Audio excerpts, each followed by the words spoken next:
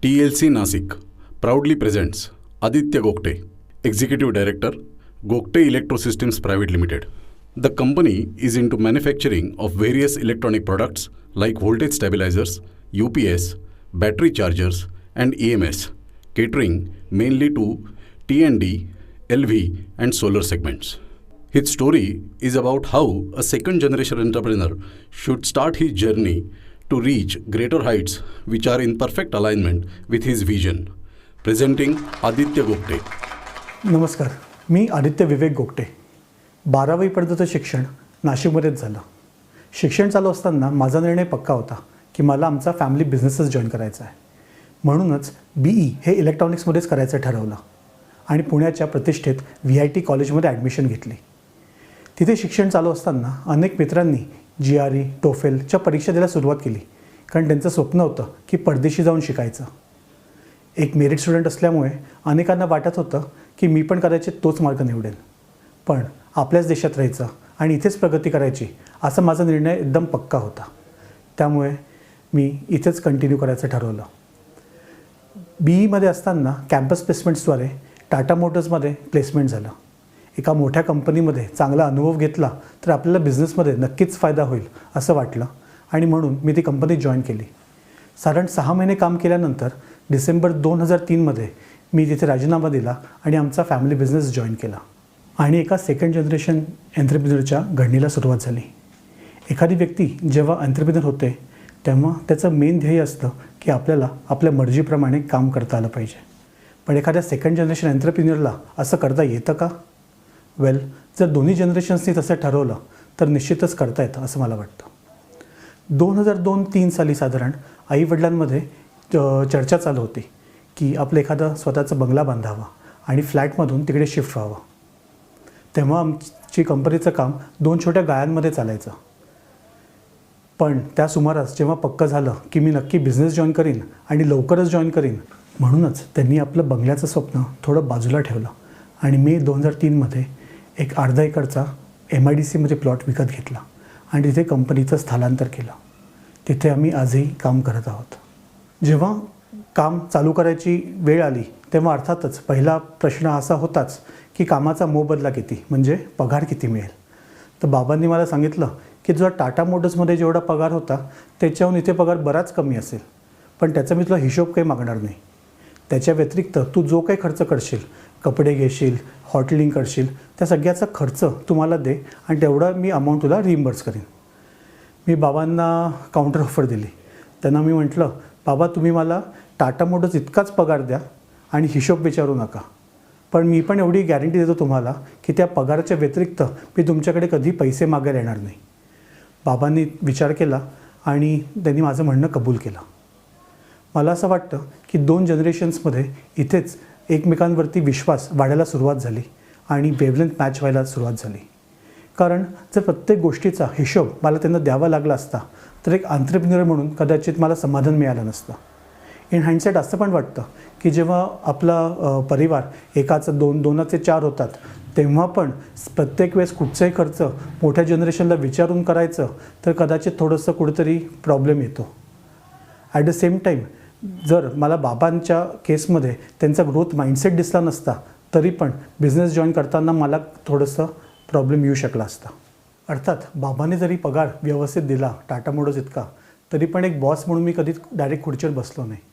एक इंजिनियर म्हणूनच काम चालू केलं.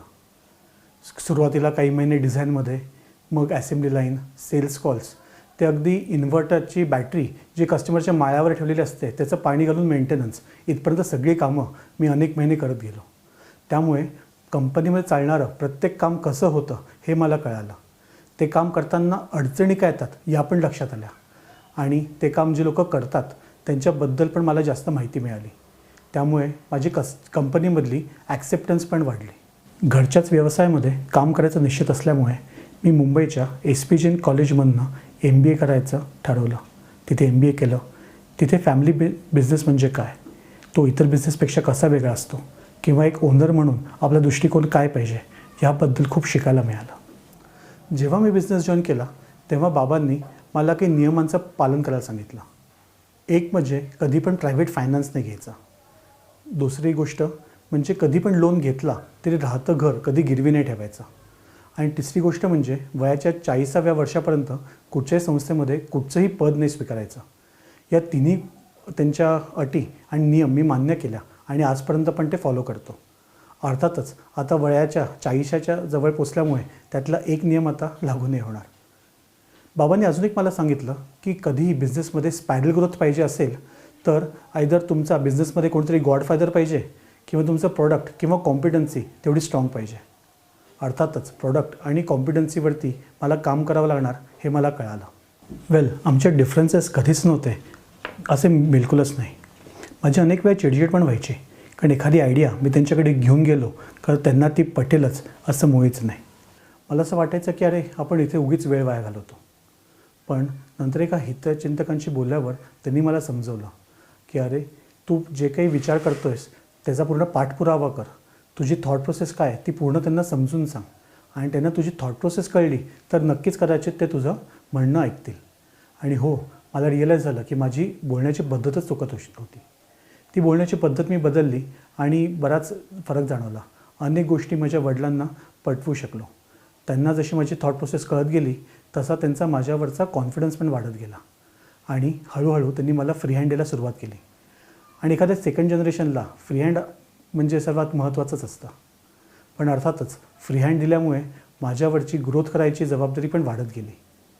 2003 ते 2007 मध्ये बिझनेसची ग्रोथ झाली पण जशी पाहिजे तशी तेवढी समाधानकारक नव्हती.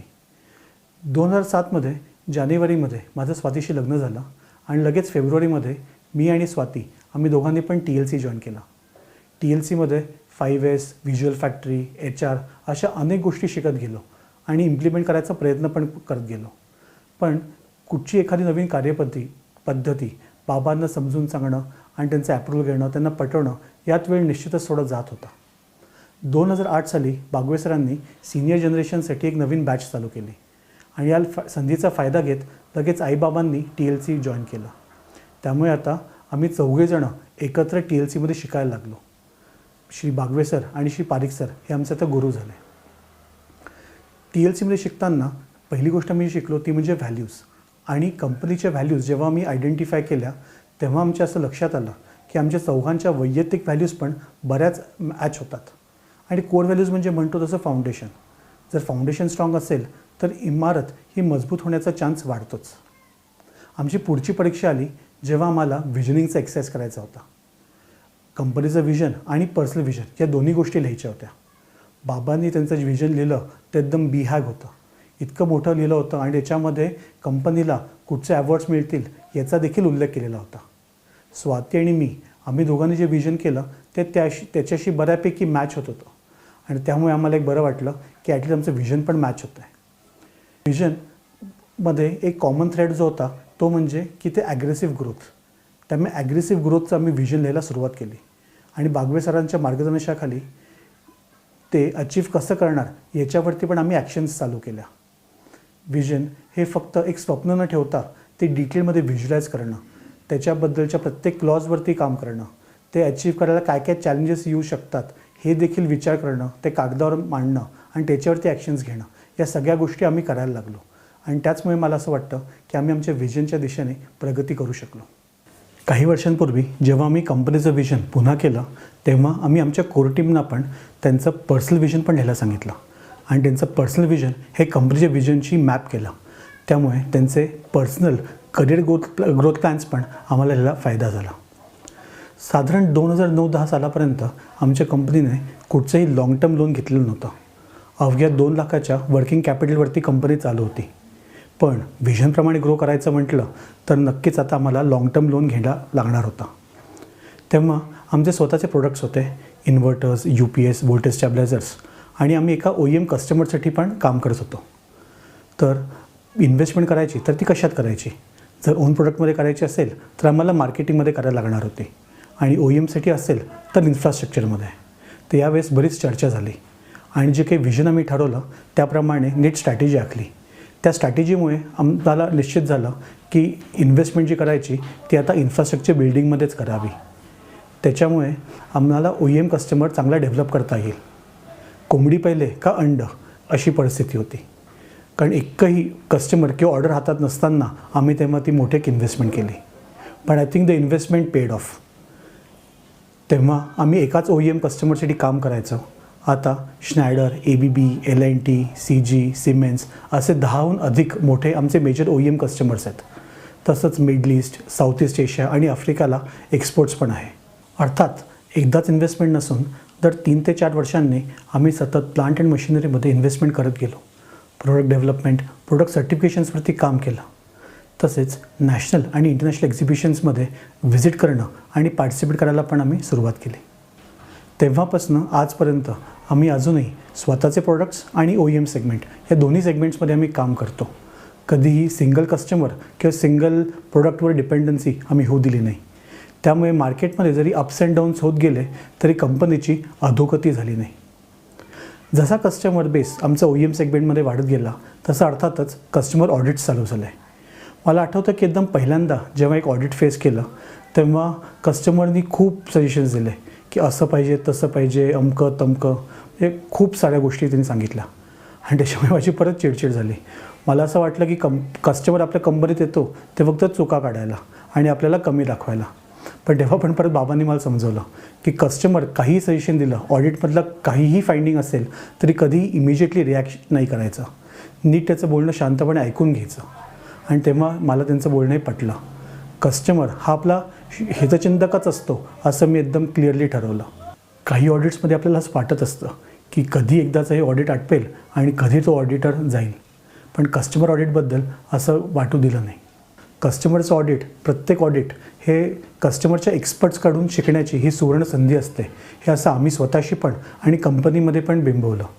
त्यामुळे कस्टमरनी जे काही ऑडिटमध्ये सांगितलं त्याच्यावरती इमिजिएट ॲक्शन घ्यायची आणि त्याप्रमाणे पूर्ण इम्प्लिमेंटेशन प्लॅन करायचा असं आम्ही निश्चित केलं. त्याचा फायदा असा की कस्टमर्स पण आमचे इम्प्रेस झाले आणि OEM कस्टमर्सबरोबर आमची ग्रोथ होत गेली. अर्थातच त्यांचे ऑडिट फाइंडिंग्स जे काय होते ते आम्ही आमच्या ओन प्रोडक्ट लाईनमध्ये पण वापरत गेलो. त्याच्यामुळे तिकडच्या सिस्टम्स पण इम्प्रूव्हमेंट करत गेलो आणि तिथे आम्हाला प्रोडक्ट क्वालिटी इम्प्रूव्हमेंटमध्ये पण खूप फायदा झाला. कंपनी ग्रो करायची म्हटली तर आपल्याला मोठा ह्युमन रिसोर्स लागणारच. And we believe that human resource is all about the company's culture. आमची कंपनी ही अनेक व्हॅल्यूजवरती काम करते. पण त्यातील एक महत्त्वाची व्हॅल्यू ज्याच्याबद्दल मला विशेष सांगावंसं वाटतं ती म्हणजे एम्पॉवरमेंट. एखाद्या व्यक्तीला एखाद्या गोष्टीचं पूर्ण ट्रेनिंग झालं असेल, ती गोष्ट त्या व्यक्तीला पूर्ण करता येत असेल तर त्या व्यक्तीला त्याची पूर्ण ऑथॉरिटी आणि रिस्पॉन्सिबिलिटी दिली जाते. मग आम्ही त्याच्या कामामध्ये कधी ढवळाढवळ करत नाही की तू असंच का केलं, तसंच का केलं. त्या व्यक्तीला पण आम्ही सांगतो की तुझी जशी ग्रोथ झाली आहे तशीच तुझी जबाबदारी आहे की तुझ्या ज्युनियरची पण ग्रोथ करायची. तू जे आज काम करतो ते त्याला शिकवायचं. पण हे पण नेहमी लक्षात ठेव की तू त्याला शिकवलं म्हणजे तुझा जॉब जाईल असं बिलकुल नाही. पण तू पण ग्रो झाला, तो पण ग्रो झाला तरच कंपनीची ग्रोथ ही होत राहील. याची एक सक्सेस स्टोरी म्हणजे आमच्याकडे 22 वर्षापूर्वी एक ऑपरेटर म्हणून रुजू झालेला व्यक्ती आज एक व्हाईस प्रेसिडेंट लेवलपर्यंत पोहोचू शकला आहे. असं अनेक वेळा होतं, म्हणजे अर्थात माझं तरी व्हायचं की आपल्याला वाटतं की कंपनीमध्ये कुठचे काम सर्वात उत्कृष्टरित्या आपणच करू शकतो. म्हणजे अगदी PO व्हेरिफिकेशन असेल किंवा कस्टमरची कम्युनिकेशन असेल. आणि त्यामुळे काय होतं की मी छोट्या छोट्या गोष्टींमध्ये अडकत राहायचो. मग एकदा ठरवलं की आपण ज्या गोष्टी नाही करायला पाहिजेत त्या गोष्टी डेलिगेट करायला पाहिजे.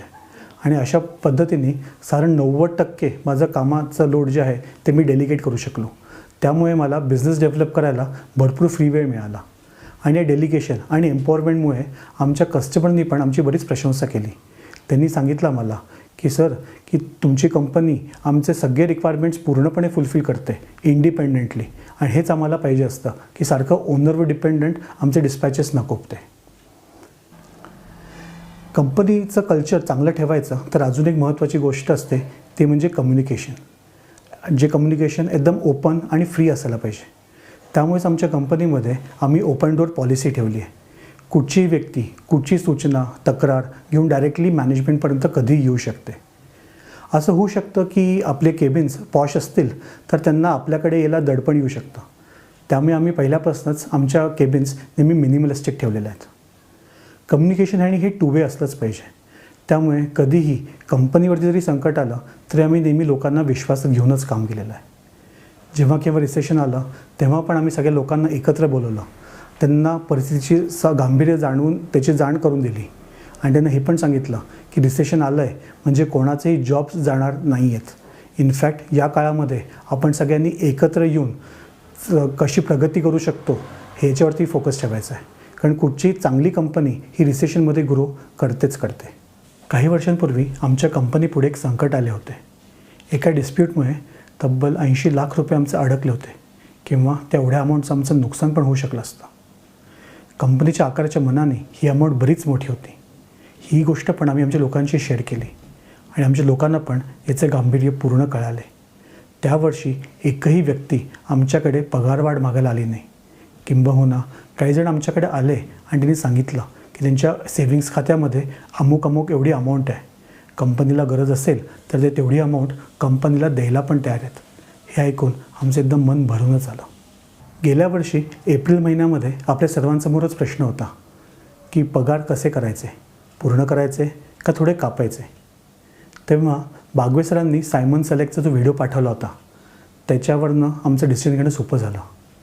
आपल्या एम्प्लॉईजकडे एक पालक म्हणून बघणं आणि एक पॅरेंटल अप्रोच कंपनीमध्ये ठेवणं, एक ह्युमन अप्रोच ठेवणं हे किती महत्त्वाचं आहे याची जाणीव आम्हाला पुन्हा एकदा झाली आणि आम्ही पूर्ण पगार करायचं ठरवलं. पण याचा आमच्या लोकांकडनं पण खूप चांगला प्रतिसाद मिळाला. लोक खूप जोमाने कामाला लागले आणि गेल्या वर्षीसुद्धा आम्ही 40% ग्रोथ करू शकलो. TLCने आम्हाला भरभरून दिले आहे, म्हणूनच TLCबद्दलची एक कृतज्ञतेची भावना आहेच. त्यामुळे TLCमध्ये एक रिपल हेड किंवा एक teacher, city owner, city impact owner, ते आता मेंटर, अशा अनेक जबाबदाऱ्या आम्ही घेत गेलो. माझे मित्र मला विचारतात एवढा वेळ मिळतो तरी कसा. तर त्यात पहिलं म्हणजे मगाशी म्हटलं की मी अनेक डे टू डे ॲक्टिव्हिटीजमध्ये इन्व्हॉल्वच नसतो, त्यामुळे वेळ मिळतो. आणि त्याचबरोबर एखादी गोष्ट आपल्याला आवडत असेल ना तर आपण निश्चितच त्यासाठी वेळ काढतो. अर्थात याचा मला पण फायदा झाला. अनेक शहरांमधल्या अनेक व्यक्तींकडनं अनेक गोष्टी शिकायला मिळाल्या आणि त्यात पर्सनल लिडरशिप डेव्हलपमेंटचा नक्कीच फायदा झाला. आपल्याला आपली नातीच चांगली ठेवायची असतील तर आपण कधी पण कोणाला टेकन फॉर ग्रँटेड करू नये, असं माझं आणि स्वातीचं ठाम मत आहे. त्यामुळे दोन्हीकडचे आजी आजोबा म्हणजेच माझे आईवडील आणि स्वातीचे आईवडील हे नाशिकला जरी असले तरी पण आम्ही असं ठरवलं की मुलं थोडी मोठी होईपर्यंत स्वाती ही पार्ट टाईमच काम करेल, मुलांकडे ती लक्ष देईल. त्यामुळे HR, QMS अशा ज्या डिपार्टमेंट्स आहेत जिथे पूर्ण 8 तास कंपनीमध्ये वेळ द्यायची गरज पडत नाही अशा डिपार्टमेंट्स ती बघत होती आणि एकदम चोखरीत्या ती बघत होती. आपण बिझनेसमध्ये पूर्ण अडकलो आहे, त्यामुळे आपण आपल्या मुलांकडे दुर्लक्ष केलं तर होऊ शकतं की त्यांना बिझनेसबद्दल द्वेष निर्माण होऊ शकतो. या उलट जर चांगला वेळ देऊ शकलो आणि त्यांच्यामध्ये जर आपण बिझनेसबद्दलची ओढ निर्माण करू शकलो तर होऊ शकतं की आपण एक पुढची 3री पिढी बिझनेसची आपण तयार करू शकतो. त्यामुळे स्वाती त्यांच्याकडे लक्ष देते म्हणजे इफेक्टिव्हली पुढच्या लिडरशिपच्या डेव्हलपमेंटमध्येच ते काम करते असं मला वाटतं.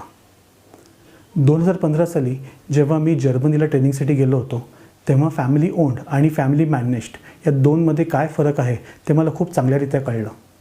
जेव्हा आपली पुढची पिढी बिझनेसमध्ये जॉईन करेल तेव्हा त्यांना एक फक्त फॅमिली ओन्ड बिझनेस पण जॉईन करता आला पाहिजे, हे ऑप्शन त्यांच्याकडे पाहिजे असं आम्हाला वाटलं आणि त्याप्रमाणे आम्ही ॲक्शन्स घेत गेलो. अर्थातच याला आमच्या एम्पॉवरमेंट या कोर व्हॅल्यूची साथ तर आहेच. काम करत असताना आणि पर्सनल लाईफमध्ये पण अनेक अप्स अँड डाऊन्स आले, पण आय टूक all of them in stride. कधीही ओव्हर एक्साइटमेंट किंवा ओव्हर निगेटिव्हिटीमध्ये गेलो नाही, त्यामुळे थोडासा आयुष्यामध्ये बॅलन्स ठेवता आला. पण 2019मध्ये माझ्या आईचं वयाच्या 61व्या वर्षी दुःखद निधन झालं आणि तेव्हा लाईफ हे किती अनप्रेडिक्टेबल आहे हे कळलं. साधारण आपण असा विचार करतो की एखादी व्यक्ती रिटायर झाली म्हणजे त्या व्यक्तीला आता आयुष्य एन्जॉय करता येईल, पण ते कसं नसतं हे त्या इन्सिडेंटमधून आम्हाला एकदम जाणवलं. त्यामुळे करिअर, पैसा या सगळ्या गोष्टी कशा नश्वर असतात या पण गोष्टी कळाल्या. त्यामुळे जे करायचं ते आजच करायचं आहे. ज्या आवडतात त्या गोष्टी करायच्या, घरच्यांसाठी, मित्रांसाठी वेळ देताच आला पाहिजे असा मी निश्चय केला. TLCमध्ये आम्ही आता 14 वर्ष आहोत आणि गेल्या 14 वर्षांमध्ये आम्ही साधारणतः 20 पट ग्रोथ अचीव्ह करू शकलो आहे. पुढच्या 3 ते 4 वर्षांमध्ये 100 कोटीपर्यंत पोचायचं आमचं टार्गेट आहे. मला असं वाटतं की एक चांगली स्ट्रॅटेजी, चांगलं व्हिजन तर पाहिजेच, पण त्याचबरोबर आपण जी जोडून ठेवलेली माणसं असतात, आपली जी नाती असतात त्याचमुळे आपली ग्रोथ होऊ शकते. धन्यवाद.